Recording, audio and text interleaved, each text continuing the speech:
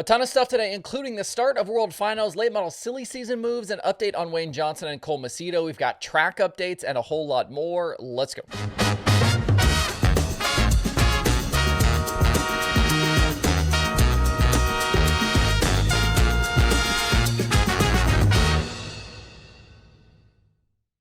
It's Wednesday, November 6th. I'm Justin Fiedler. This is DIRTRACKR Daily presented by Kubota Genuine Parts.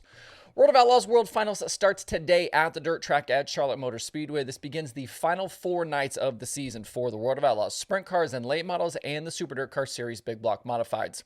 Tonight we'll get qualifying out of the way for the Thursday and Friday shows, with then just racing through Saturday night.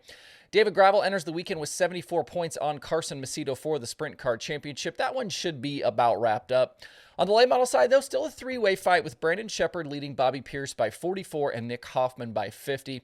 With 3 races set for the week, that means Pierce needs to gain nearly 15 points a night to draw even by the checkered flag on Saturday. That's close to 7.5 positions per night.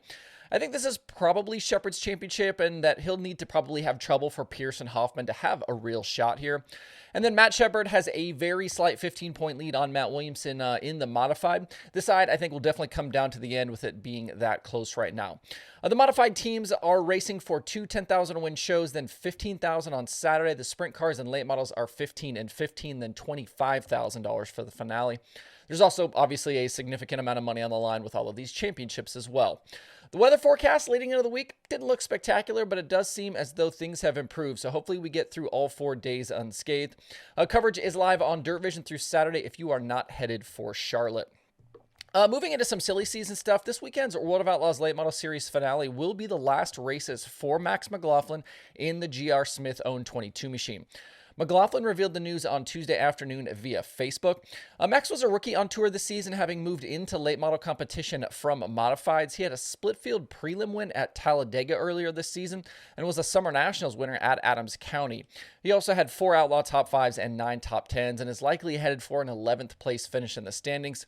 He had a stretch in June where it looked like he was really starting to figure it out, a bunch of top 10s in a row, but the magic kind of didn't last and he struggled to find that same pace through the rest of the season. It's not clear whether this is Max leaving or him being shown the door, but he did say he was excited for 2025. So maybe his plans are already lined up here. Besides McLaughlin, the Smith team is also campaigning a second car this weekend with Chris Madden in the seat.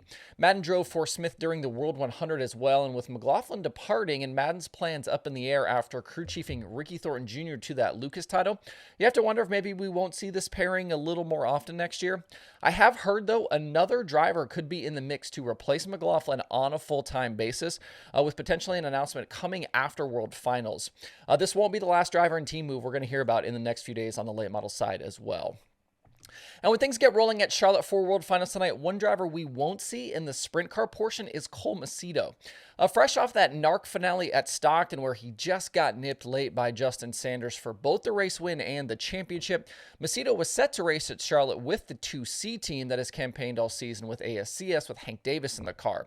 But Macedo shared via social media late on Monday night that the 2C won't make the trip with Wayne Johnson apparently in the hospital. Johnson's sprint car driving career came to an end earlier this year following a crash where he injured his arm and hand in a high-limit series crash at Texas. Johnson is set to crew chief this 2C machine, that's difficult to say, next year when Cole Macedo goes full-time with the World of Outlaws for his rookie year. Johnson's family shared to social media that he underwent abdominal surgery, but that he's on the mend and should be released in a few days. We're obviously wishing the best to Johnson and his family, but a tough year for that guy. One thing we haven't covered here lately is all of the racetrack news, and there has been a bunch of it in recent days. I know you guys have been tagging me in a lot of these posts. LaSalle Speedway in Illinois is set to reopen for the 2025 season after sitting empty since 2021. The quarter-mile facility was a regular stop for series like the Summer Nationals, Mars, the MLRA, and the IRA Sprint Cars. It had also previously hosted national tours like the Lucas Oil Late Model Dirt Series and the World of Outlaws Sprint Cars. Longtime promoter Tom Izzo is back with the support of local business owners Justin and Jenna McCoy. They plan on a special event schedule plus monster truck shows, demo derbies, movies, concerts, and flea markets. Work has already begun at the facility. They've done some demolition. They got to clean up the racetrack. They're updating infrastructure and adding a party deck. And as you can see from this photo, there is a lot to be done. Make sure to find LaSalle Speedway on Facebook for more updates as they make progress here.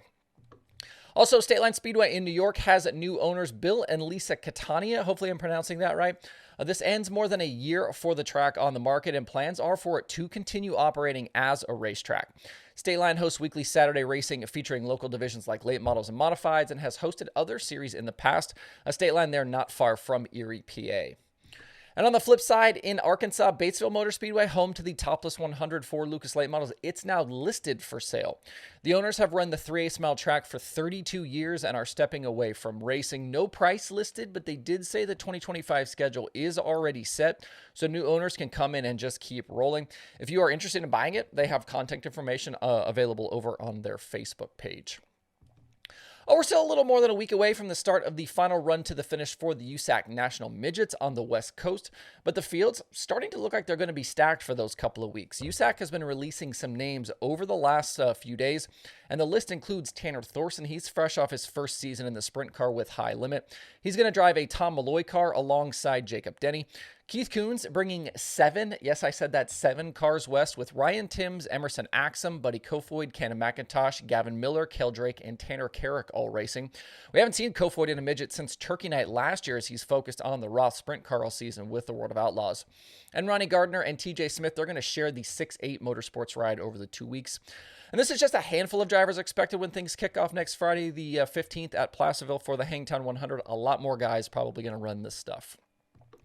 One schedule note for you today, the USMTS season has very quietly come to an end for 2025 with this weekend's racing at Heart of Texas Speedway rained out. That means Jim Chisholm is officially the USMTS champion. He topped Jake Tim and Rodney Sanders. This is the first title for Chisholm, who led the series with 8 wins this year. He had 8 wins in 32 races, along with 20 top 5s and 26 top 10s. Chisholm's lead was 81 points, so it was likely going to end this way anyway, but it sucks to see the racing end like this. If you are looking for more dirt racing content this week, check out the various podcasts available. Turn 2 Terribles has Justin Whittle. Getting Up to Speed has Pace Herrera. Actually, I'm on the Drivers Project with Daryl Turford. We talked a bunch of sprint car topics. You can check that out. And there are also new episodes of Winged Nation and the Dirt Nerds. To see a full list of shows and recent episodes, check out DIRTRACKR.com/podcasts. That's the show for this Wednesday. It sounds like we're in for a busy day of news and announcements around dirt racing. Was getting updates all day yesterday about things to come today, so keep your ears and eyes peeled all day long. We may even have some bonus content coming later today on the channel, so stick around for that. I hope you guys have a great day out there. We'll see you right back here tomorrow.